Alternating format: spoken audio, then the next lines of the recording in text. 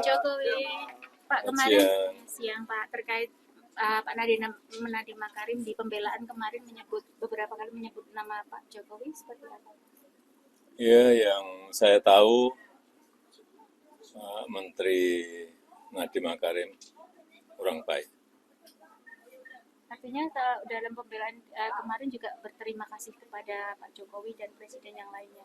Ya, itu proses hukum. Dan terkait pembelaan bahwa itu sesuai arahan Presiden seperti apa? Ya, semua kebijakan, semua program itu memang semuanya dari Presiden. Mobilnya ganti lagi ya Pak?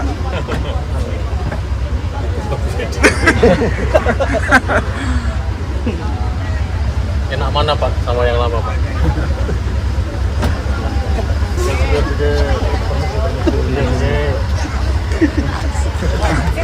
Sesak Pak niki Pak. Niki sesak Pak. Monggo. Iya Pak, makasih Pak. Ya Pak.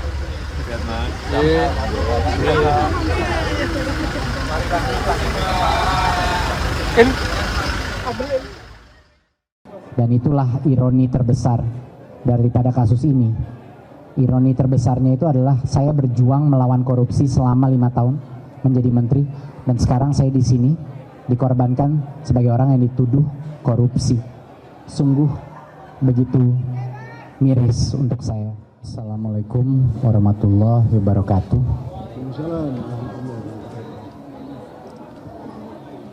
Saya ingin pertama mengucapkan puji syukur pada Tuhan Yang Maha Esa.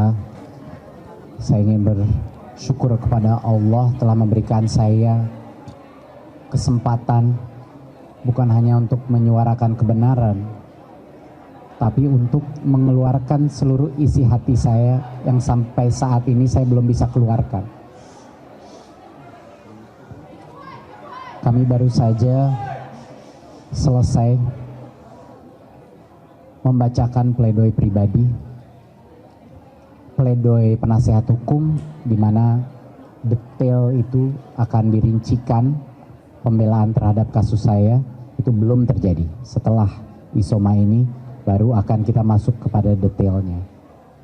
Tapi tadi alhamdulillah saya diberikan kesempatan untuk bukan hanya menunjukkan ketidakbersalahan saya, tetapi menunjukkan juga betapa mirisnya rekayasa hukum yang telah dilakukan untuk menjerat saya.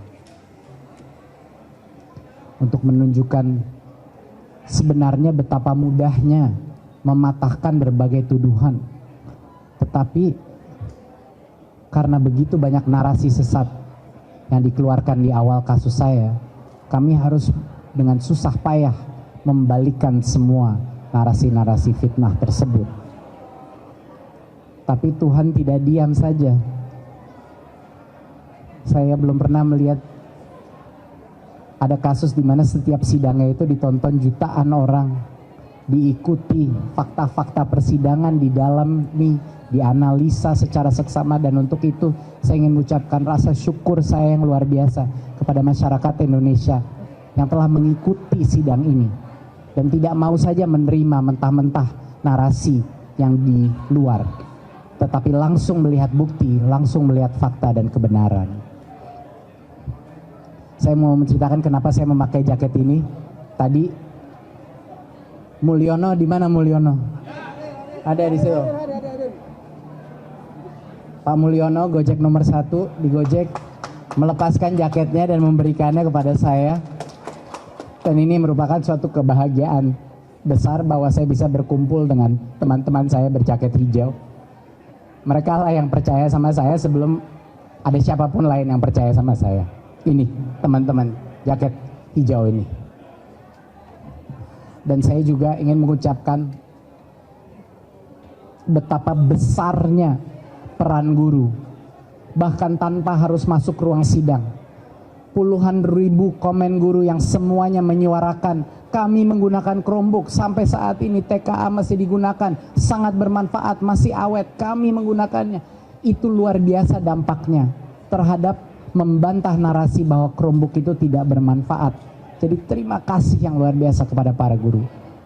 Dan yang terakhir, Juga terima kasih kepada para tokoh-tokoh masyarakat, guru-guru besar, pakar-pakar hukum, tokoh-tokoh anti korupsi yang semuanya menyuarakan kebenaran bukan untuk membela saya, tapi karena mereka cinta dengan negara ini, mereka begitu sedih dengan cara penegakan hukum dalam negara ini, sehingga mereka menyuarakan suara mereka, mempertaruhkan kredibilitas mereka untuk negeri ini.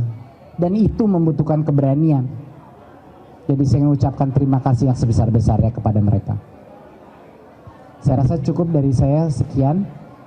Saya bisa menerima pertanyaan dari media. Terima kasih. Tadi Mas sempat menyampaikan bahwa ada harapan. Saya mau menegaskan soal harapan yang Anda sampaikan di bagian pledoi tadi. Apa maksud harapan yang Anda inginkan sebetulnya? Dan kalau harapan itu ternyata saat putusan nanti tidak tercapai, gimana ngerespon itu? Harapan saya hanya satu dari keputusan majelis, yaitu bebas murni. Tidak ada opsi lain. Secara hukum sudah dipatahkan semua unsur dakwaan.